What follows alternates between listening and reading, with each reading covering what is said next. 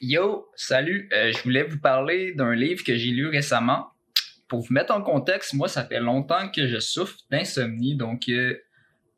Comme j'ai l'habitude de régler mes problèmes en lisant des livres, j'ai acheté ce livre-là qui s'appelle Say Goodnight to Insomnia.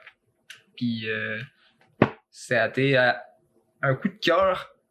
Ça a été vraiment efficace en fait, après avoir lu la moitié du livre, j'ai quand même vraiment amélioré mon sommeil.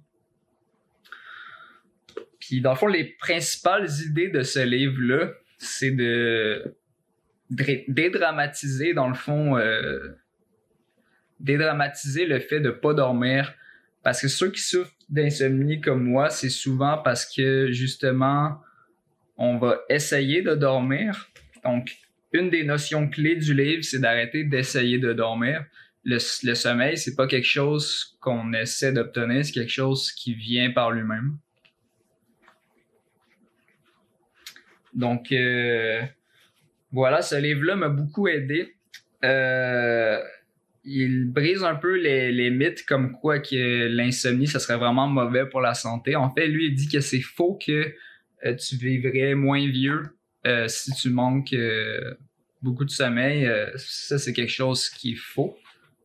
En tout cas, selon l'auteur. Puis aussi, ça met en lumière certaines choses comme quoi que, dans le fond, quand tu manques de sommeil, ton corps va compenser en faisant en sorte que ton sommeil soit plus récupérateur. Dans le fond, il parle des cycles de sommeil. Il parle du sommeil profond. Le sommeil profond, c'est le sommeil le plus important, le plus utile à la survie, si on peut le dire. Donc, le corps, s'il manque de sommeil profond, va tout le temps rattraper ce sommeil-là d'une manière ou d'une autre. Ça, c'est chez tout le monde. Donc, la prochaine fois que vous allez dormir, vous allez rentrer plus rapidement, plus longtemps dans le sommeil profond pour rattraper votre sommeil profond. Dans le fond, dans le sommeil profond, c'est là que le corps fonctionne au plus ralenti. C'est là que le sang va beaucoup dans les muscles pour réparer les dommages physiologiques. Donc, le sommeil qu'on va manquer quand on manque de sommeil, c'est du sommeil qu'on peut manquer dans le fond. On peut fonctionner sans ce sommeil-là.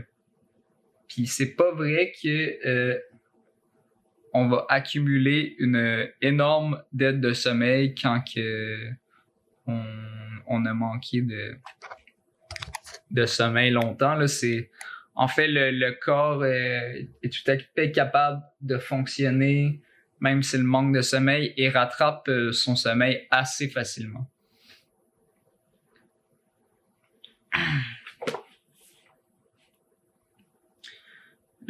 Ce livre-là parle aussi beaucoup des sleeping pills, les pilules pour dormir, puis il dit que c'est souvent des solutions à court terme parce que finalement, ça finit par plus faire effet. Puis aussi, ça a plein d'effets secondaires, puis c'est pas très bonne idée d'en prendre en général. Mais notre système de santé est ainsi fait. Au lieu de s'occuper du problème à la source, il vient de prendre des pilules. Ben moi, j'ai trouvé que ce livre-là faisait beaucoup de sens, en fait, parce que je pense que l'insomnie, c'est un problème moderne. Dans le fond, ça a comme pas vraiment lieu d'exister. C'est juste que comme maintenant, on dramatise le fait qu'on dort pas assez. Puis là, on essaie de dormir mieux. On va se coucher plus tôt pour dormir mieux. On reste plus longtemps dans le lit parce qu'on a peur d'avoir manqué des heures de sommeil.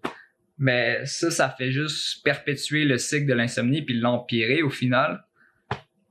Puis alors que de toute façon, c'est pas très grave de manquer de sommeil. Donc, ce qui est drôle, c'est qu'à partir du moment où est-ce que tu arrêtes de t'inquiéter d'en manquer, c'est là que tu vas dormir le mieux. Parce que la psychologie humaine est ainsi faite. Si tu veux éviter de penser à un éléphant rose, ben c'est sûr que tu vas y penser. Si je te dis pense pas à un éléphant rose, tu vas justement penser à un éléphant rose. Donc, très bonne lecture pour si vous faites de l'insomnie. Moi, ça a réglé mon problème direct. À la moitié du livre, j'ai arrêté de le lire parce que, ben, pas que toutes mes nuits sont parfaites, mais c'est plus vraiment problématique. Genre, ça prend max 1 heure m'endormir. Puis, quand ça prend 1 heure m'endormir, ben, je suis content parce qu'avant, des fois, ça m'arrivait de passer des nuits au complet sans dormir.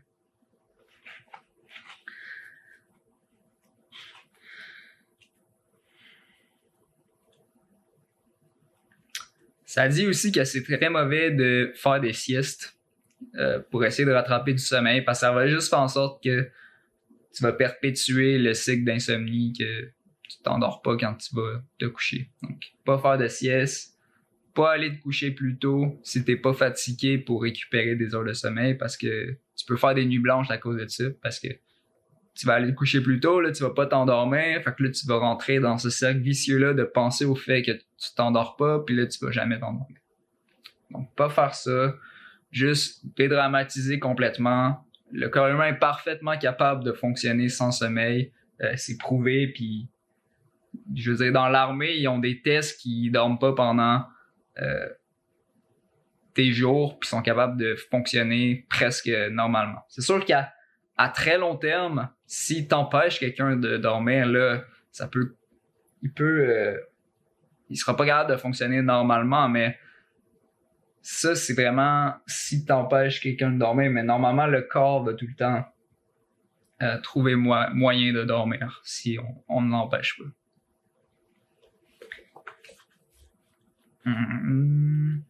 Sinon, qu'est-ce qu'il y avait à dire sur ce livre-là?